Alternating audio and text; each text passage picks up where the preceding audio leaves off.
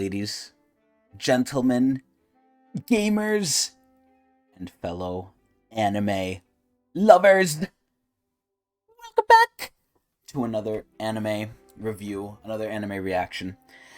I'm a little late on this one, I will not lie. And by a little late, I mean very late.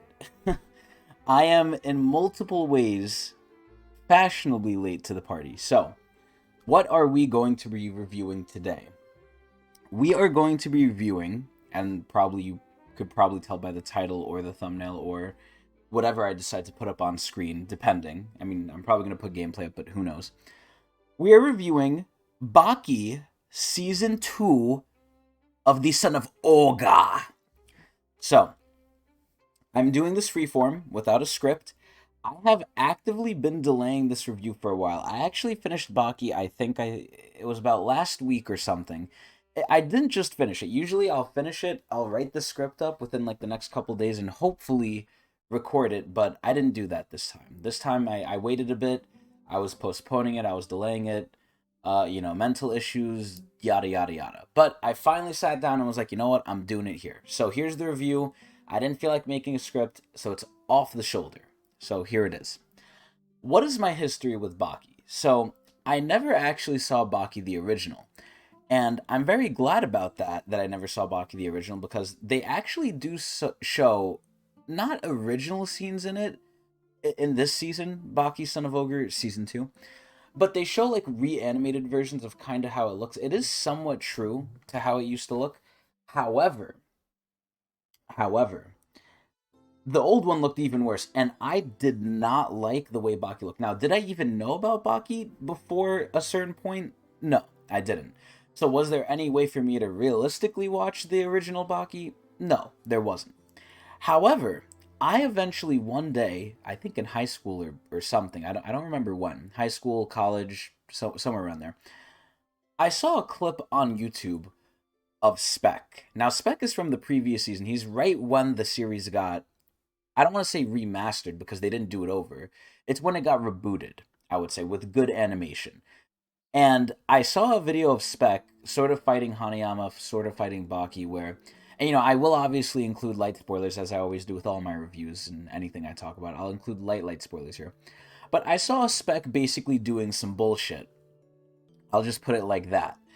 And it really got me interested, like, what the fuck even is this? Now, back then, I used to watch anime alone, and I binged Baki, I saw it, I was like, this is so ridiculous and crazy, I couldn't believe it.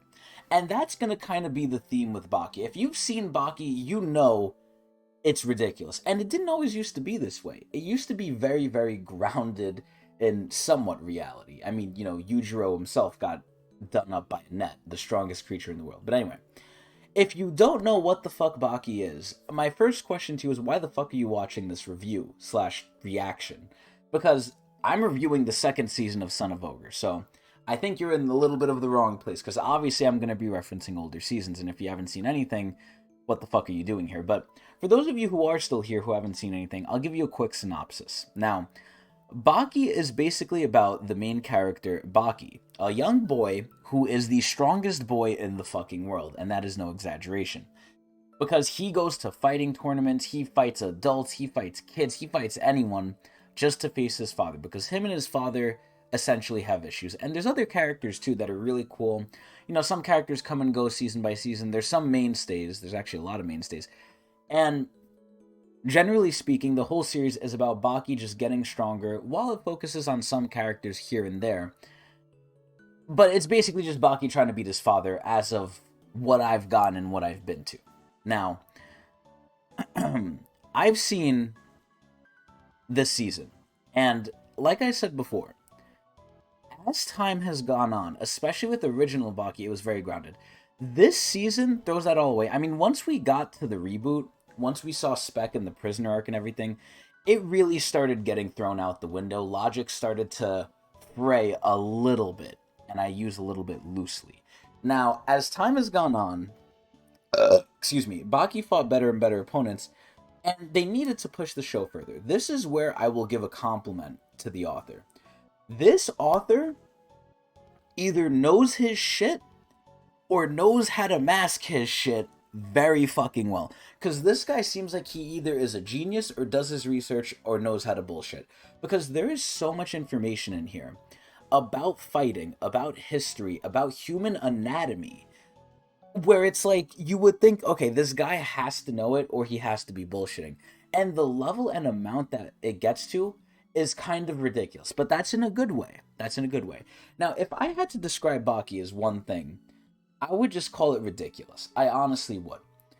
We get to stuff in this season that you wouldn't even believe. Now, the main two things that happen in this season, and I'll kind of, put a little spoiler warning here. It's a very light spoiler, but the main two things that happen this season is Pickle and Baki's father.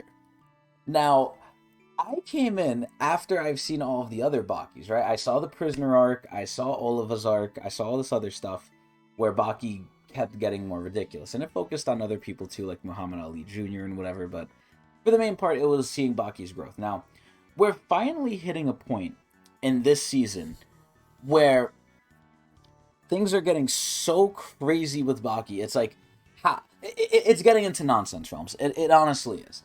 It's at the same time a detriment and a compliment to the series. It's a good and a bad. You have to go into Baki with knowing certain things. Number one, this show loves to emphasize masculinity. It loves to just talk about masculinity. It loves to make it about men. It loves to make it about higher tier things. And this is where, if you like it, you like it. If you hate it, you hate it. I personally think it's ridiculous. It's like a third secret category. Is it good? Is it bad? Is it ridiculous? How can I even judge it? And this falls into that third category. I don't know if it's good. I don't know if it's bad. Now, I'll tell you this. This isn't the only thing that they do this with. It's masculinity and it's strength and it's the Hanma bloodline. Baki is a Hanma from his father, Yujiro Hanma. It's the Hanma bloodline. They make this shit seem, and they don't do it as bad as other anime does it, like Basquash and Transformers, which I recently reviewed, the whole Transformers Bayverse shit, which I went through. But they do something which I really, really hate. Unless it fits my fancy, and, unless it tickles my balls here. But this one didn't.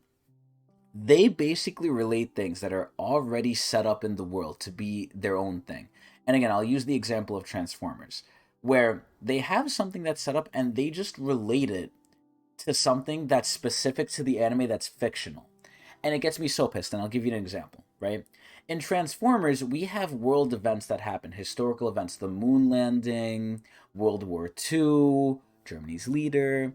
We have all these things, and then we come to find out that those things are either not how we actually know them, or they're just a cover for the Transformers. It essentially all leads to one main topic. And this is where they do it very lightly. They don't do it as bad, but they do it in Baki, where they just relate everything to either masculinity, strength, and the Hanma bloodline. One of those three things. There's literally a point in the show where they're like, every person, every male, because again, masculinity, right? Every male sees Yujiro, and they want to be the strongest in the world, or like, at any point in time, this is what men have thought, and Yujiro kind of ignites that in them, and he's a force to be reckoned with. He's a force of nature, but excuse me, it's essentially not that bad, but it still did annoy me. Now, the other thing which I think I've mentioned is ridiculousness is the first thing. The second thing is imagination. It is no fucking joke to say that this show is nonsensical. You literally have to go into it almost like Fairy Tail, where you can't think too hard into it. The author's going to do what he wants. Now, he does explain it well, right? But if you're looking for some sort of like a by-the-book show, a show where it's like it makes sense, or a show where it's like, this person beat this person because of something that is quantifiable, you're not going to get that here. You are going to get some of the most creative bullshit I've seen. And again, it's both a positive and a negative. It's more in the third category of ridiculous, right? It's not good, it's not bad, it's ridiculous. There's moments in this fight, in the fights in the season, but which, by the way, are pretty fucking good. Like, the fights are really good. But there's moments where I'm like, this person literally won and keeps winning because of bullshit. Because the author just wants him to. Now, granted, he does apply an explanation, but it's not a generally old school explanation. It's not an explanation that would make sense by logical means. It's literally just, he made them win because of this thing. He explains it this way, and you just got to go with it. You literally just got to roll with it. Now, I said there was two main things, but I kind of remembered I kind of lied here. It's Pickle, it's Baki's father with Baki, and it's Retsu. And I fucking love Retsu. Now, this is where there's a little bit of a complaint I have, but I'll get to that later with the story. But essentially speaking, Baki is ridiculous and imagination goes crazy. There's a lot of moments in the show where I just couldn't take it seriously, and that's part of its magic, I think. I think one of the reasons why someone would watch Baki is because they just want to have a good time. Obviously, the story is pretty good. I don't think Baki's for everyone. Again, if you're looking for like hard battle systems, like things that make sense, you're coming to the wrong place, right? It's sort of like kind of like Dragon Ball, except a little less hype, but a little more grandiose, if I could say that. They do a great job of really setting the tone of making it ridiculous. Like every single person who was like the main person of that arc, the main villain, and I don't even say villain because they're evil. I say villain just because they're the main obstacle. They do a very good job at hyping them up. Almost too good, where it's like you think they're the king of the world unless you see Yujiro, because he's the ultimate king. So this is where I think all the people that are shown, they do them pretty good justice, except there's certain favorites that the author has, and it's very obvious. But aside from that, I think the story was pretty interesting. Now let's get into some of the negatives, though. So the Pickle arc was really good. I actually really enjoyed it. It was kind of a wild card where it's like, oh, what the fuck is this thing, right? It's Pickle, and to kind of give light spoilers here, Pickle's a prehistoric man that got, thawed out of like an icicle, and you're basically seeing this guy interact with the world. And I was taken back by like how the author made Pickle. I was very shocked. I was very, very surprised, right? The fights with Pickle are really fucking good because you essentially get to see the primal man. You get to see how man somehow survived with the dinosaurs. And not only survived, but thrived. Now, granted, did this actually happen in real life? I don't know, because they change the history all the time. I've heard that humans never existed with dinosaurs. They were too far apart. I don't know what's real and what's not. And Baki kind of makes me question that sometimes. But I don't think humans were alive when the dinosaurs were around, but apparently Pickle was. So I think the whole Pickle arc was really good. And one thing they did especially well during that arc was they gave certain other characters a lot of justice. And I'm going to say one name here. I'm not going to say what happens to who or what goes on, who wins, who loses. But Katsumi, Dopo Orochi's son, got done extremely well. Now, again, I don't remember too much from the other scenes, but I remember him here. And my God, did the author really give him time and work on him. And that's one thing I appreciate. There's not too many moments like that in the season. I don't want to make it feel like, every character gets their just desserts equally. But I really feel like Katsumi in specific really got a lot of development and really found his own place where even the other characters were talking about him in a very positive light. Like, I like Katsumi, the characters in the show like Katsumi. A lot of good stuff happened with Katsumi. And I was very shocked because I didn't really think anything of this guy, and the author actually changed my mind. So that was pretty good. Pickle arc overall, pretty good. Now here's one of the issues. After the Pickle arc, and I wasn't here because again, I was doing the slate, right? All of it was out. Apparently, half the season came out, and like everyone fucking does these days, which I fucking hate, because Invincible did it too, and Invincible was a sack and pile of shit. Go see my review out on YouTube also of that Invincible season 2. They like to split up the season in half, where they'll release one half and then they release the other half, but they'll wait for God knows how long, even though it's done. Baki didn't do that, and it took everyone by surprise. Is that really going to matter or factor in for me? No. Will I mention it? Yeah, I think it's a great thing to do, and it's, again, I've heard only good things about them doing that. It's a purely positive thing, for the most part. But it didn't affect me because, again, I'm really late to the party, so everything was just out anyway. So, regardless, the second part came out, and it's with Yujiro versus Baki. However, they also peppered in Retsu. Retsu, for some reason, right, has his own little sect of an arc here while it's going on, and this is where the pacing of the Pickle arc was fine. It was okay. The pacing for the Baki versus Yujiro arc was a little weird. I'm not gonna lie. Like, I felt like at some points it dragged on, and they kind of used Retsu's arc as sort of a momentary pause to it. I felt like it was too extended. And why do I feel that way? Because at the end of it, and again, this is slight spoilers, but to me personally, the way they did it, especially at the end, felt like a wet fucking fart. It felt like they just passed, gassed, and burped right in your face and then abruptly left where you couldn't even say anything. The way they finish off, as far as I know, because, there's probably going to be more seasons of Baki, because I heard there is, but I don't know if it's going to be anime, but there's more in the manga. The manga's still going. Who knows if they'll decide to animate more, but this is where the way they did Retsu's arc, it was heating up. I was liking it. It had a great progression, and then it just fell flat. And it's like, wait, that's it? Like, what's going on? What just happened, right? Like, there was a very big moment that happens that they just completely do in the background. They do it off screen. They kind of just mention it in passing. And it's like, what the fuck? Like, we were following along with this arc, but either they ran out of time, they didn't want to fit it in. I don't know if it's original to the manga or not, honestly. I was a little confused. But it's just like, what happened here? Like, what happened? We were following it. It seemed like at some points it was finding its own ground, like it was standing on its own as its own little mini arc that was happening to kind of extend the life of the arc of the main thing, Baki versus Yujiro. And then it just fizzled out, and it was like, what the fuck? What the hell? Right?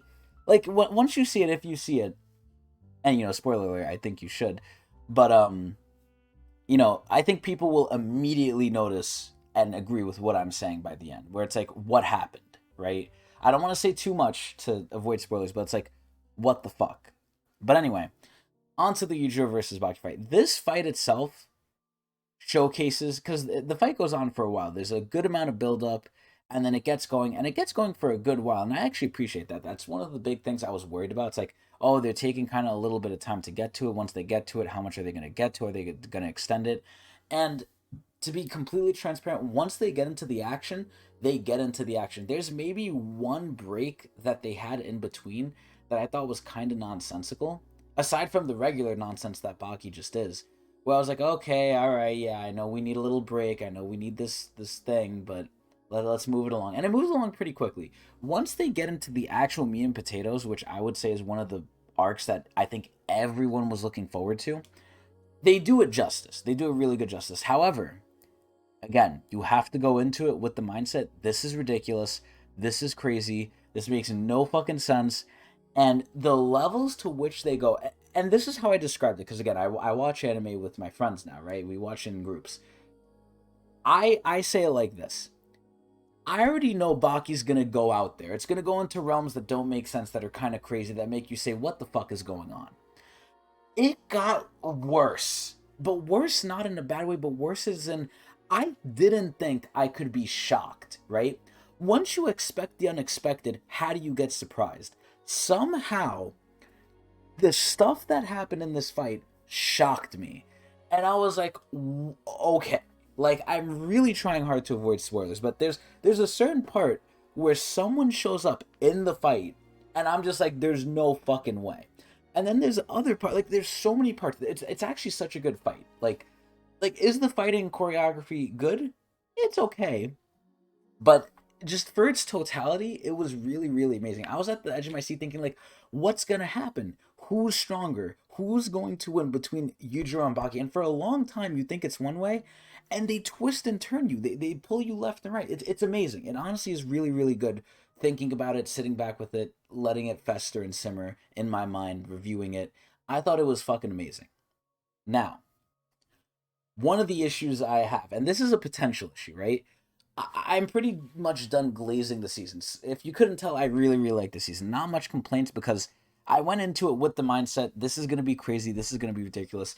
I'm not looking at it too critically or seriously, because if you do, you're probably not going to enjoy it, because it's just nonsense. But it's good nonsense. But one of the issues I have is, depending on how, based on how it ended, I'm just confused. Like, not only with the Retsu arc, but also with this arc.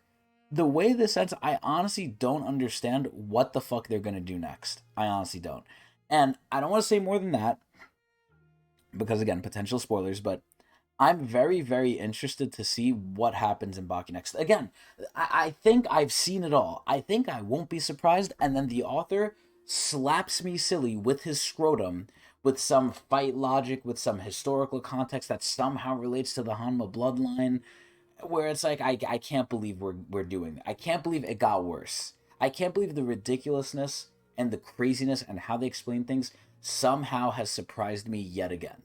So, I'll just leave it at that. Overall, I did have some slight complaints, but I think it was a great season. I honestly do. Sitting back at it, I'm always enjoying myself and looking forward to watching Baki because it is so ridiculous. One of my things that tickles me silly, and people might know this from the other reviews and just how I've talked about it, is I love strong ass characters. I love characters that are the apex of strength.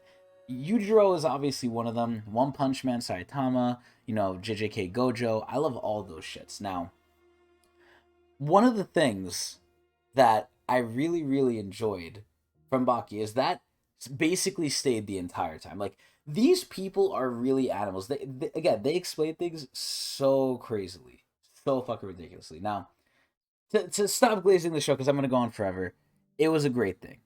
Some complaints here and there, but overall, going into it with the right mindset, I think many people will enjoy this. I think starting from the prisoner arc, they do a great job again. In this season, they go over a lot of flashbacks. They do explain a lot of context for those who didn't watch the original series. The original series. I think watching the original series will provide more, even though it's kind of ugly and I hate the way Baki looked back then.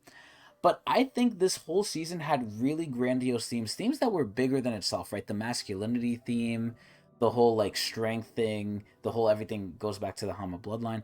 But even within the interpersonal relationships between the characters with Baki and Yujiro, you see a lot of complex stuff between the characters that if you don't, look for it, if you don't pick up on it, they don't outright say it. And that's something that's rare nowadays, where they don't outright just point it out for you and feed it to you like a baby. There's a lot of under the hood stuff with, complex relationships between not only Baki and his father, but between other people, where it really is like you can psychoanalyze this pretty deeply. If you're a person who likes focusing and seeing interpersonal relationships and how it affects the other person, there's a lot of depth here with the show. There's a lot of depth, and you see characters mature, you see character changes, and it just does a great job. It's so weird.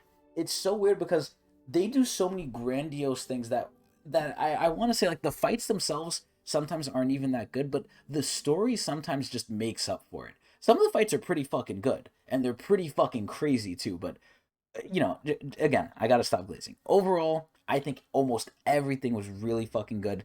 It fits a lot of my niches. I really fucking enjoyed it. I can't wait to see a new season, just to see how much more ridiculous it can get, and somehow think I won't be surprised, but eventually I will.